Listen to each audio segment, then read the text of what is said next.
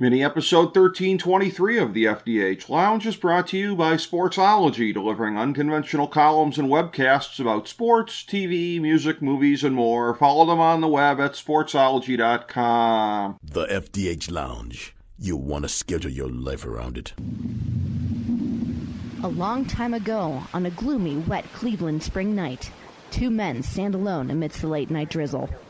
Their voices echo across the vacant station parking lot as they debate the merits of the great American radio show that have been missing for far too long. On that night, an idea was born. That idea became the FDH Lounge.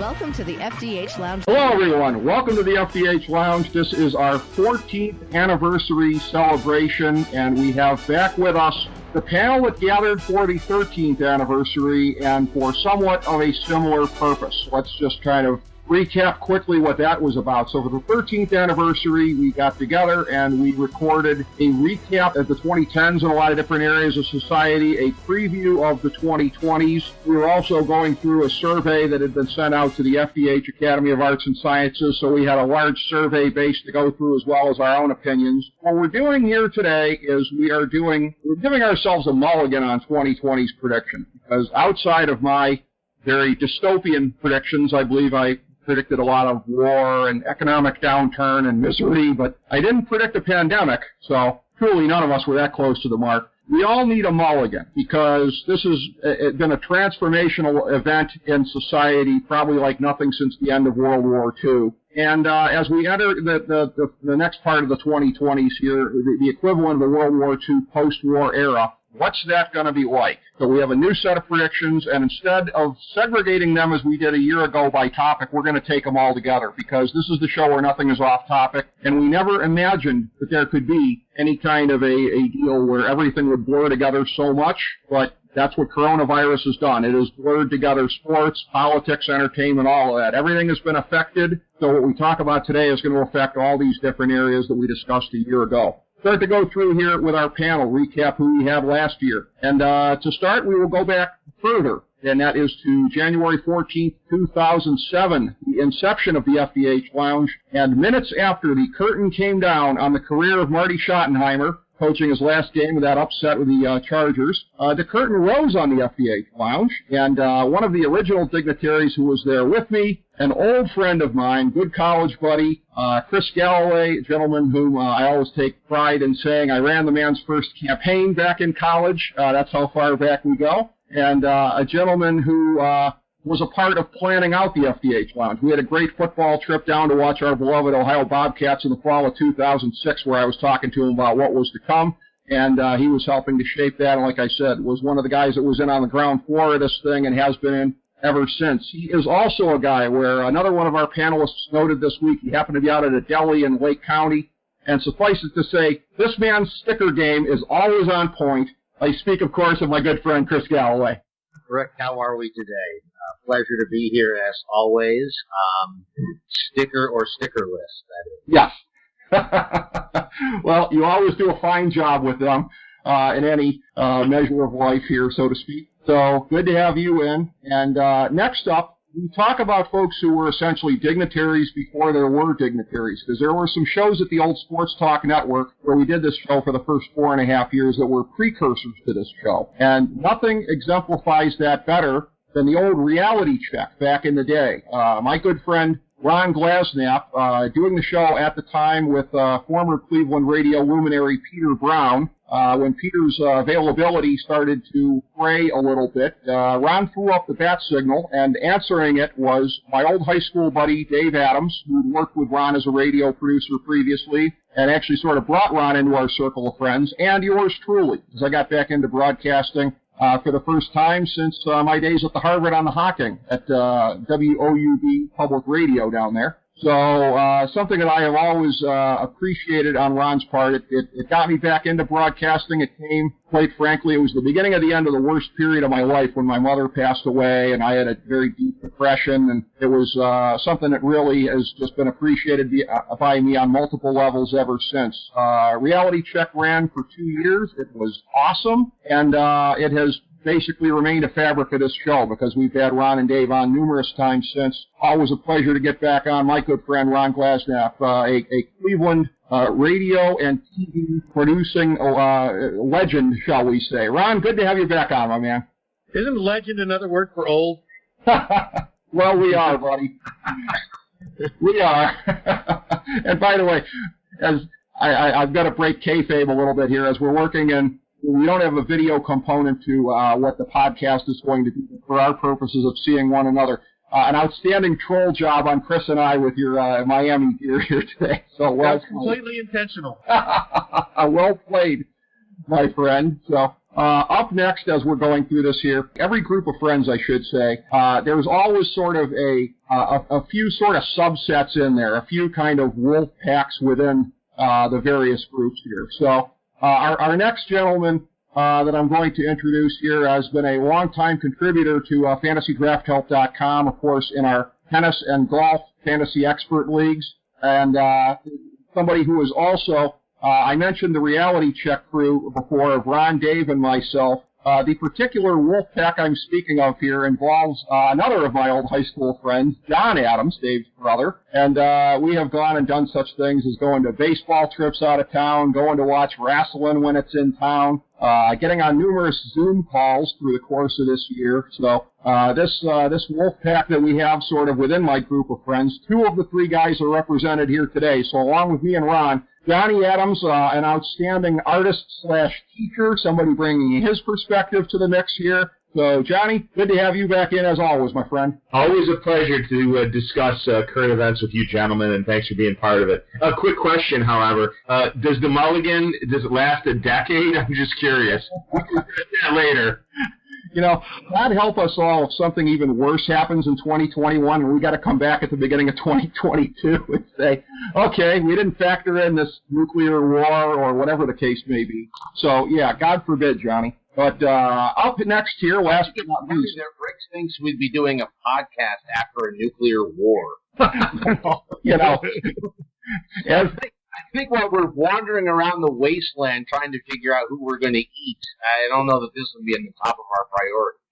As they say, Chris, cockroaches, Twinkies, and Rick Morris after a nuclear war. I am the perennial survivor. And another gentleman who is, how's that for a segue here? Last but not least, when the person who is a part of this thing is the person I've known the least period of time, and it's still 15 years, that shows you how far back I go with everybody. And I got to know this gentleman and his brother whilst working at the old Sports Talk Network, the great show, The Unheard Scene.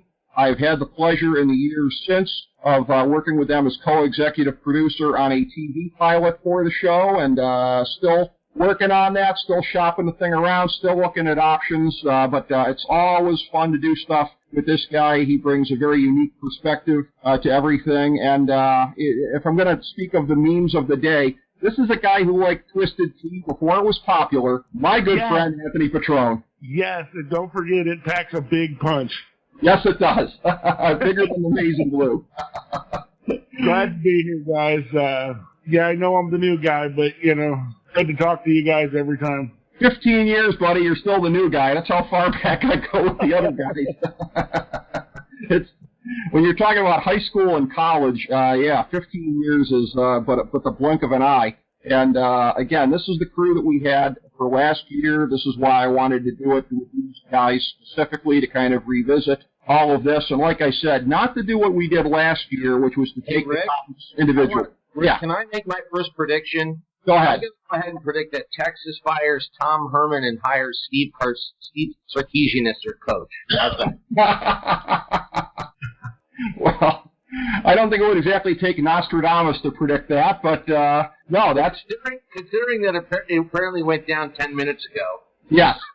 Well, and just trying to see how slow your guys' internet connections were. By the way, and this is what this will do. Sometimes we peel back the curtain, we break the fourth wall here, so to speak. The anniversary of the show is January 14th, 2021, and when this will be posted. So folks will know exactly when we taped this based on what Chris just said there.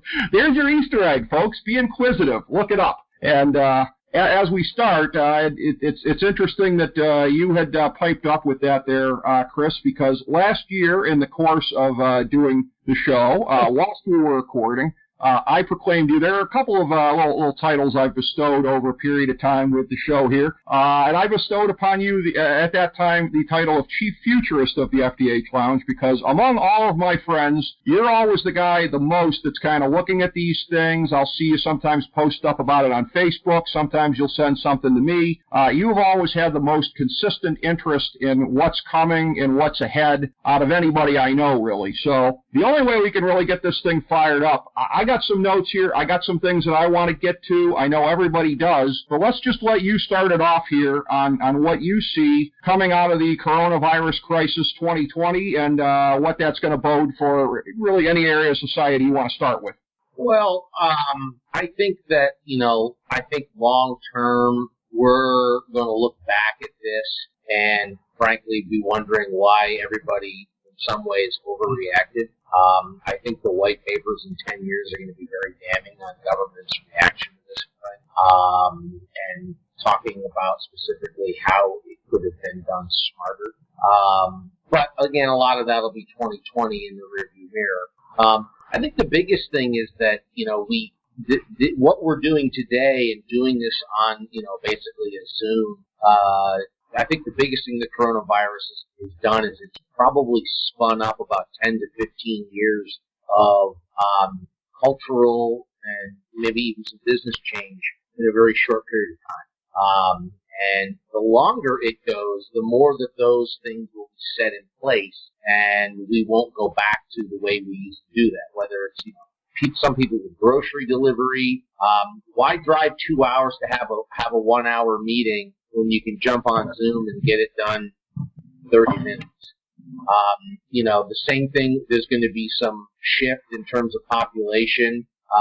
If your company doesn't require you to be there because they figured out they don't need all the expensive office overhead, and only need you in the office maybe occasionally, then you're going to see movement. I mean, if you're a programmer for a tech company, you don't have to live in San Francisco.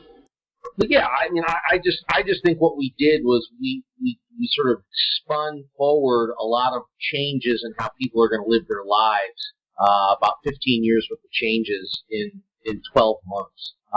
What that ends up doing in terms of effect, it's hard to say. I think some things are just not going to come back to where they were, and other things will accelerate. And that doesn't mean it's all for the worst. I typically I'm the opposite of Rick. I am a believer in human progress, and that things are in general getting better. We've seen in the last 20 to 30 years, the poverty in the world has been reduced dramatically.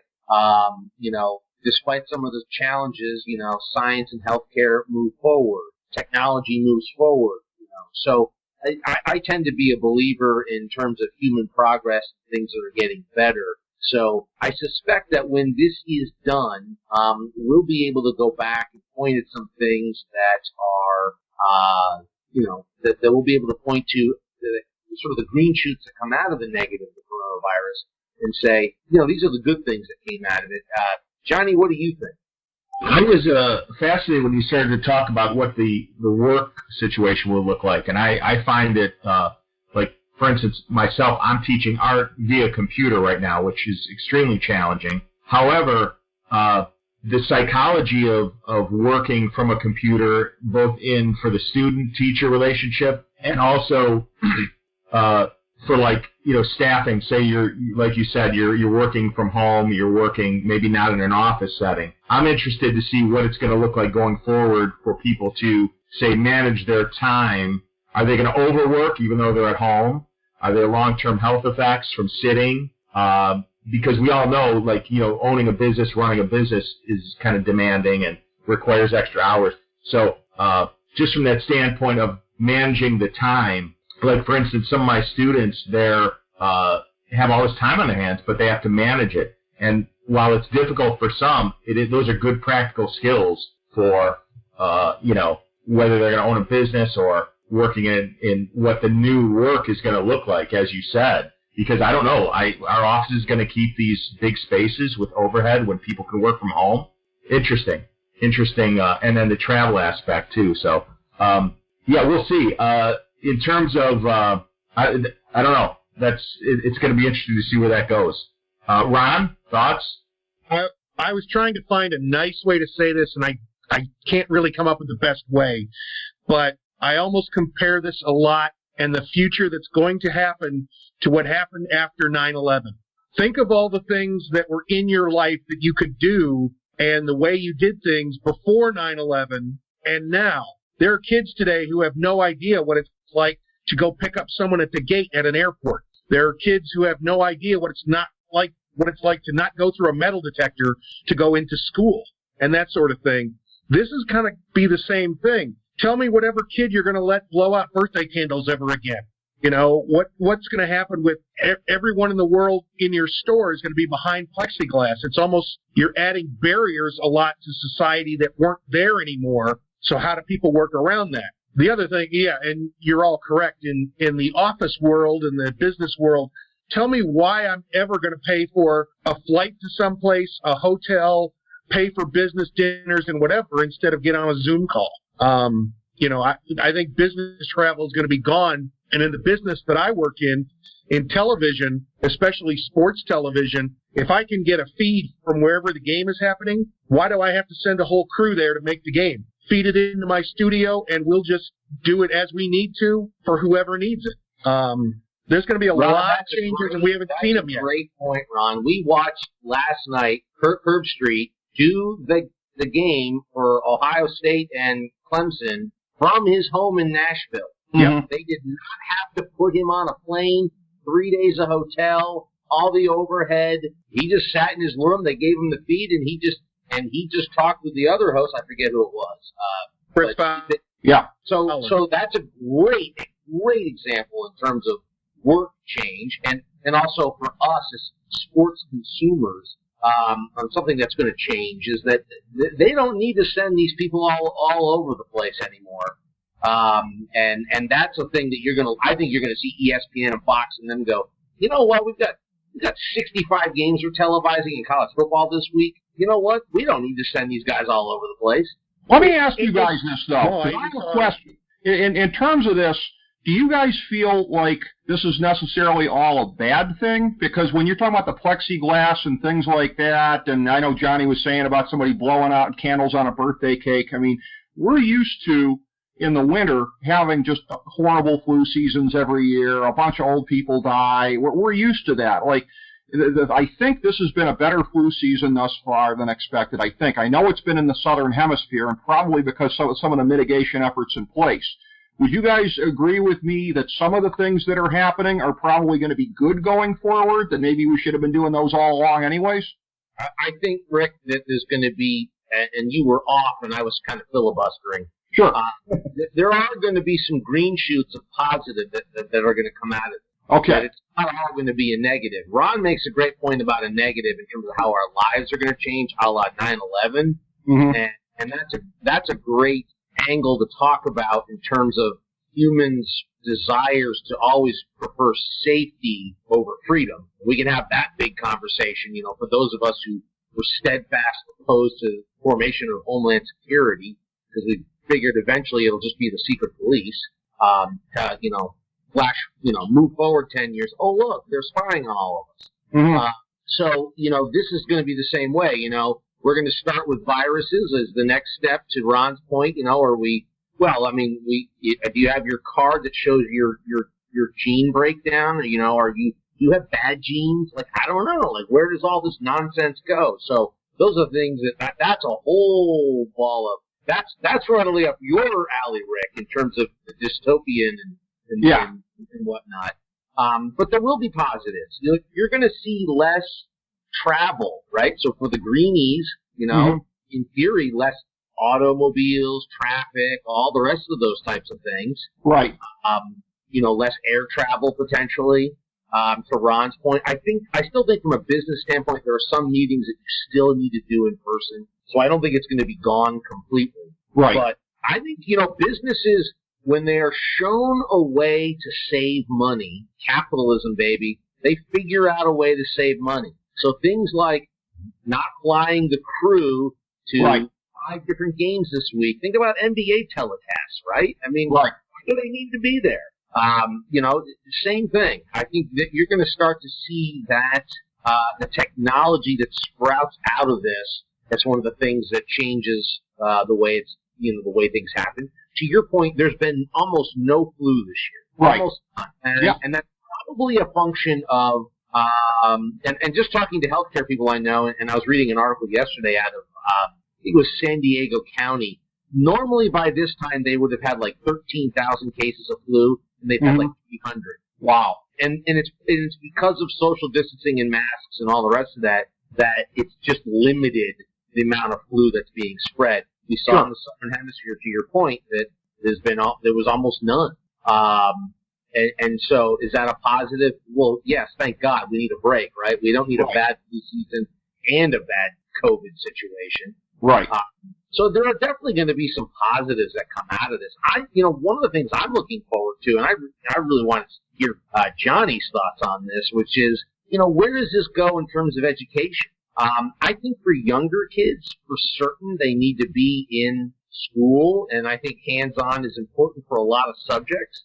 But I look at things like college that are become extremely expensive these days, and I could get on that's because government is involved in it, of course. But in the old days, you needed a university because that's in the medieval times you went to university because that's where the monks and the handful of books that existed.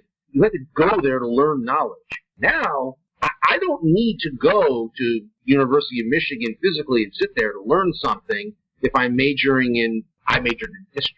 Right? Do I need to be in a classroom to learn history? So I wonder how over time that's going to potentially blow up the university system in terms of how we do things. I think that could be a very big positive in terms of democratizing and making cheaper elements of higher education for the masses. Okay, and I've got a question for Anthony subsequently about the entertainment industry and some of the changes. But Johnny, jump in and take Chris's question there. I'd like to hear your thoughts too.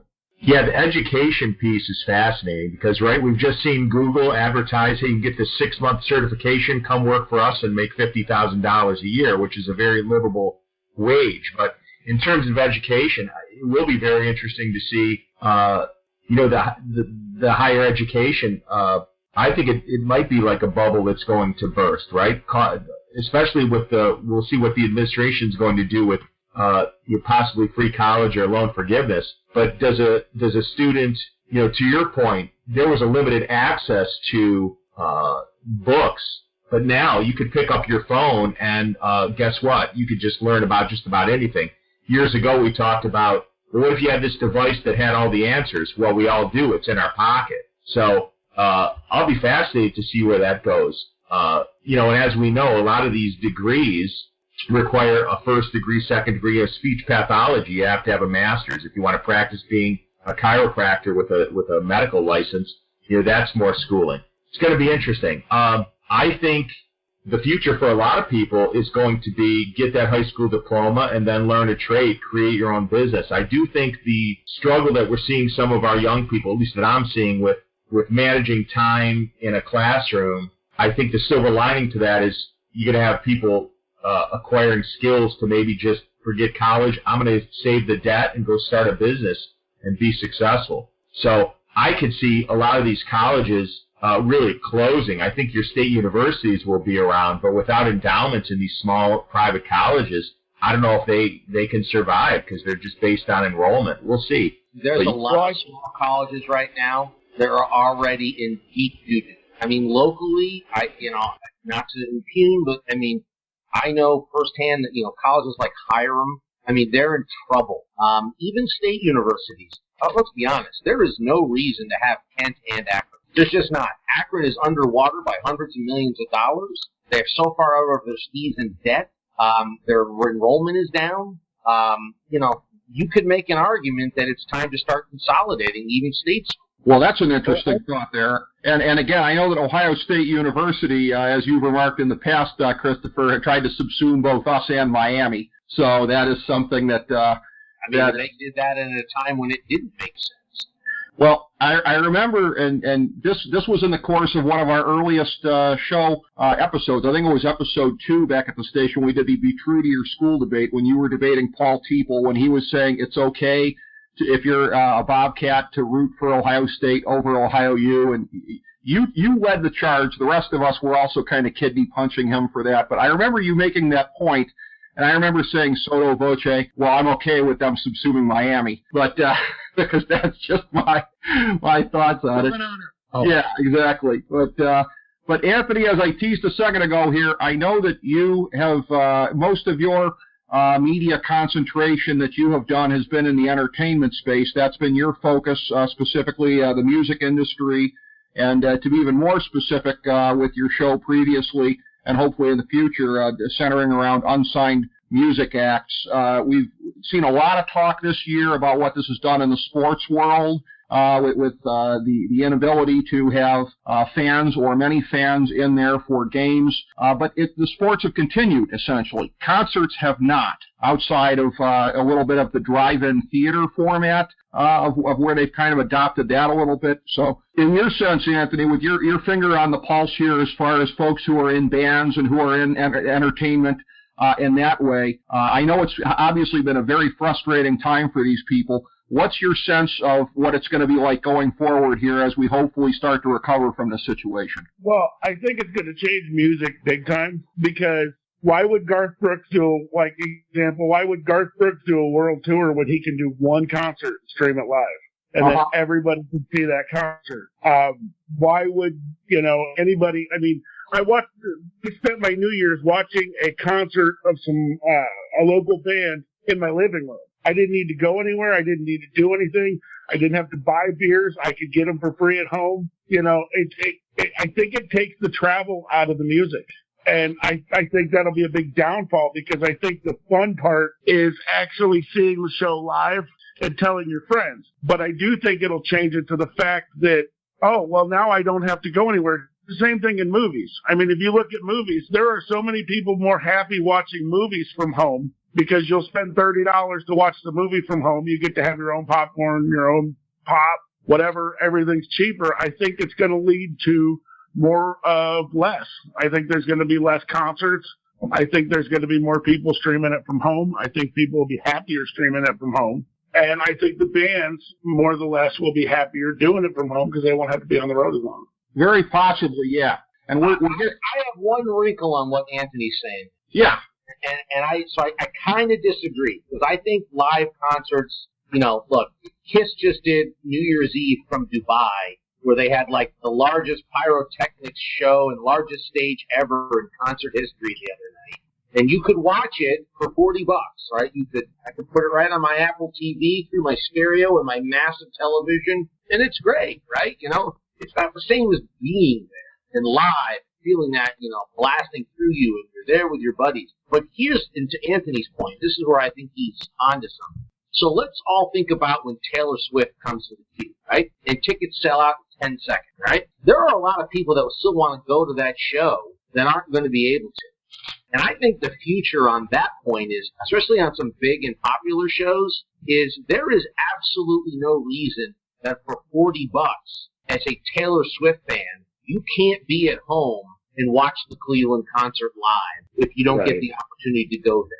So I think the smart bands and the smart acts are going to find a new revenue stream with concerts, and that is, why not make them available, right? If you're a Kiss fan, why can't I subscribe to for $500 the entire season, all 57 concerts, broadcast live over my internet? Why not? Why would you, if you're Taylor Swift, and you know what, you missed the Cleveland show, but hey, by God, look, why don't you patch into what I'm doing in Tulsa next? I'm just saying, there are big enough fans. I think this is an untapped revenue stream. I don't think concerts are going anywhere. I think once this thing is, sort of tamed, I think people are going to be dying to get back out. I don't think it'll. But I don't think that's a huge revenue stream that's untapped.